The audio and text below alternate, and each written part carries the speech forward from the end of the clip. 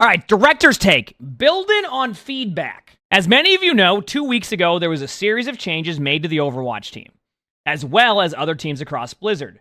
Writing a public blog is difficult in the wake of these events. I want to express the gratitude for the absolutely amazing people who worked in our game that are no longer on our team. And that was tough. There was a lot that happened with that. I think, what a couple weeks ago? Which is obviously, it feels bad. So I want the community to feel informed, and I want to convey our excitement about what is to come in Season 9. To be honest, it's a lot to balance. But one of the things we've been most proud of is how we've kept lines of communication open between the team and our community, and we intend to continue that. Which I will agree, by the way, just to go right back to that statement. Overwatch 1, we got no communication. Outside of occasional videos. Overwatch 2, the communication has been great.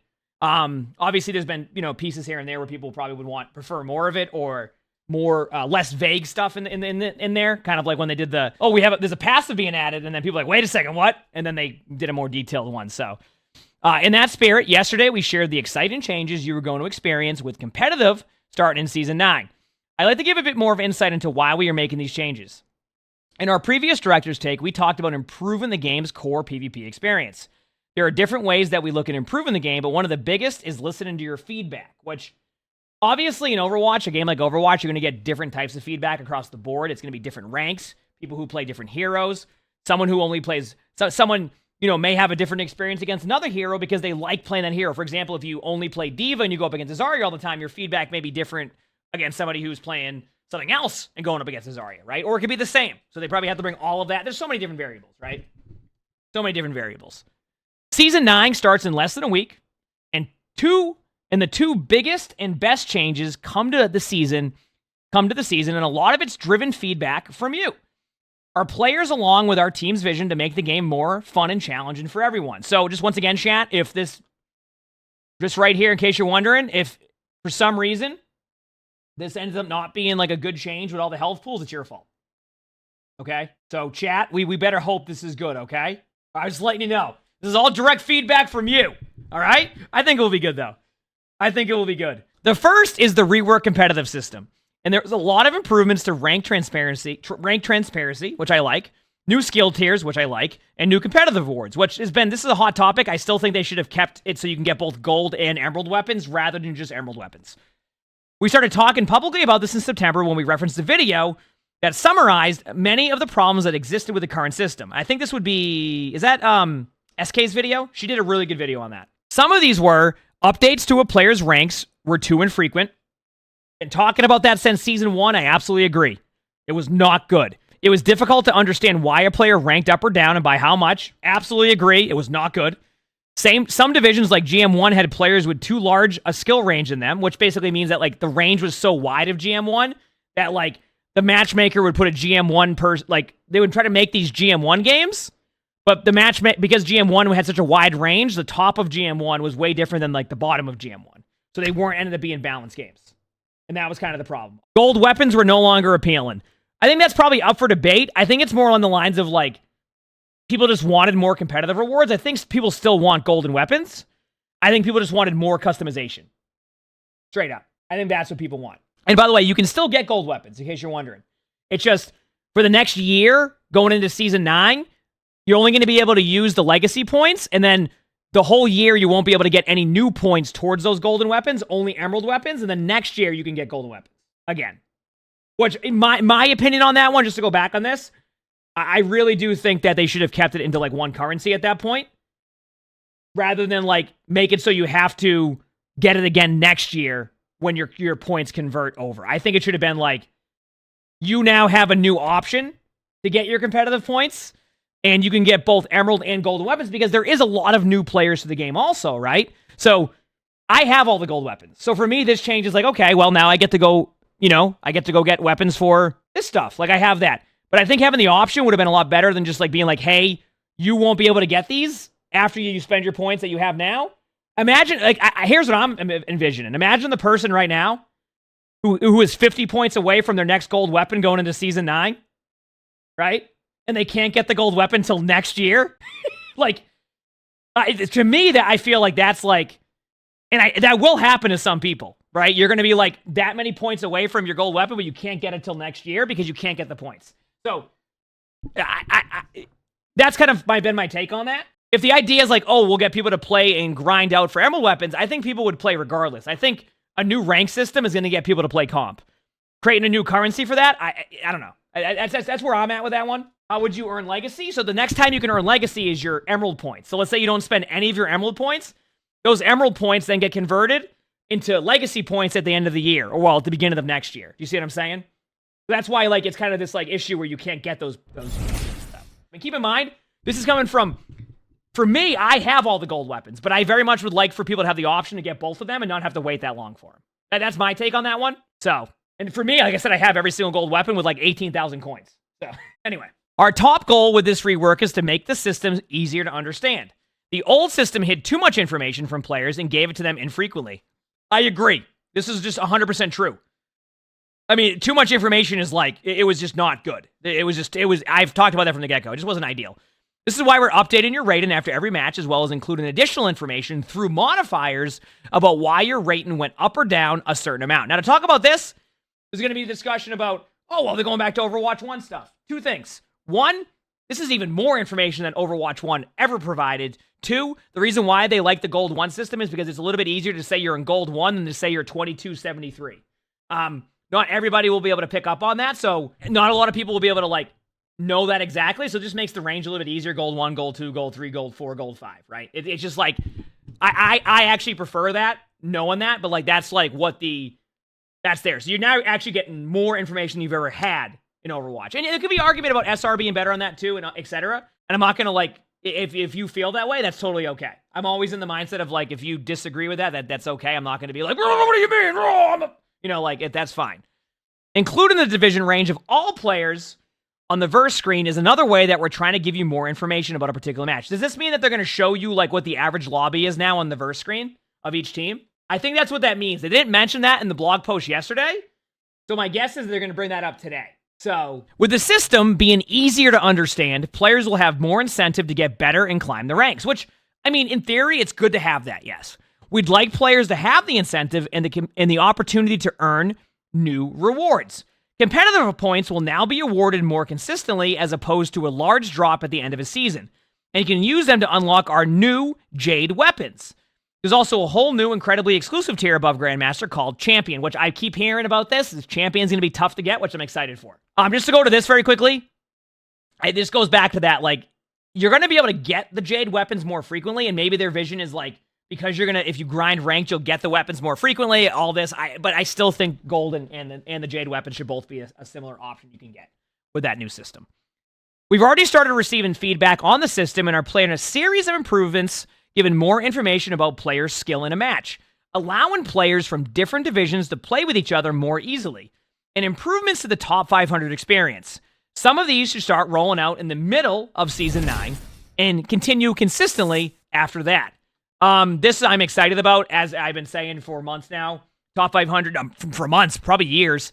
Top 500 has been basically people camp the ladder. The only time you didn't see it was early Overwatch 2, where they made it so, like, you had to play a lot of games, people grinded it out, and then they changed the system again to allow camping, and then now you see the regular 25 to 75 games on the ladder, and people camp their rank and then don't play the rest of the season and keep it that way. So hopefully those improvements kind of help make the ladder more exciting. I also think Champion will make the ladder more competitive, because if it's really hard to get to Champion, there'll be a lot more players grinding for Champion, and in doing so, that will basically make top 500 more competitive, but more changes past that would be wonderful. I would definitely really want that. What is it meant by camping the top 500 ladder? So the way it works is you need 50 wins. So let's say that I went 50 and 25 and I got to rank 12 or something at the beginning of the season. 2 weeks into the season, I will not have to play the rest of the season. I'll probably finish around rank 40 without playing a game for 7 weeks on the ladder, without playing at all. So that's what camping the ladder is when you don't play, and then people log on alt accounts, and then they log on alt accounts, and then you have more people camping the ladder, and then you have the alts, which makes it so that the queue times get really long, because players aren't playing, like, the system's looking for people in top 100, but if half of top 100 is camping the ladder, then now you're just in it's not going to find a game, and you get longer and longer queues. So there's no decay system. It doesn't punish you or anything like that, which, I mean, that's just how, for top 500, they want it to be competitive, which is why they got rid of stacking, but then it's not, at the same time, it's like, well, if they have that in place, then it's going to be the same issue. So, anyway, sorry. Trios Trevor, thanks for the 8 months of the Freakish Prime stuff. Thank you, appreciate it. Okay, some of these should start rolling out in the middle of Season 9 and continue continuously after that. Season 9 will also include a really large set of exciting changes to the overall gameplay of Overwatch. Not just in the form of balance to heroes, but in some of the core mechanics of the game too. These changes are meant to address a few common topics we hear from the community. Make shooting feel better and consistent, right? I'll stop right here for a second. When you play Overwatch on Tuesday, when the patch is out, you probably will feel like your shots are hitting more. Which, from your point of view, right, it will be fun. You're going to hit more shots, which is a goal they want. You will hit more shots. It's going to happen. The new change will allow for you to hit more shots. I think it will be more fun when you're doing that. The question is, how does it feel when more people are hitting more shots, right? So it could be kind of like that 50-50 thing, but I want to see how it plays. I'm sure in top 500 it's going to be a treat, but I think for a lot of ranks, like the feeling of being able to hit your shots more is just going to feel nice. So, reduce the effectiveness of both burst damage and in-combat healing, this is a huge one, and give damage heroes more agency in securing eliminations. This is the hot topic, I think, about the DPS passive. I want to see if they give more details. We've made changes to address each one of these. We've added health to all heroes in the game in order to reduce the effective burst damage. Okay. As well as reduce the number of heroes that can effectively one-shot each other, which is good. Less one-shots, probably the better. In addition, we've made most of the projectiles in the game slightly larger, which makes it easier to land a shot on other players. This was partially done to compensate for the health increase, which makes sense because there's going to be more shots being hit. To spread damage out to make it feel more consistent. Additionally, Overwatch is a fast-paced game. Our heroes are incredibly nimble, and landing shots can feel inconsistent. So there's going to be more consistency across the board with your shots. And that's pretty much what they're kind of like, that's what they're aiming for, right? That's what they're aiming for. Now, that's also why they're doing the extra health increase. There's a lot more involved with that. So we've also added a new passive to the damage roll that it decreases healing done to players that they've damaged recently. The idea here is to give damaged players an increased ability to secure kills, as well as to mitigate the abilities of support heroes to keep targets alive. This should also give damage heroes an advantage when facing off against supports. Now, it could work well. My only concern about the passive from the damage passive is this. What is the one role that is going to feel this the most? Is it going to be the 1v1 against the supports? Is it going to be the 1v1 against the DPS? Nope, it's going to be the tank.